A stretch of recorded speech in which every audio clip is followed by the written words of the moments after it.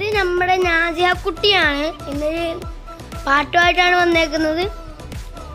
ഞാനപ്പോൾ തുടങ്ങാം ഇന്നത്തെ വീഡിയോ. അപ്പോൾ ഓക്കെ.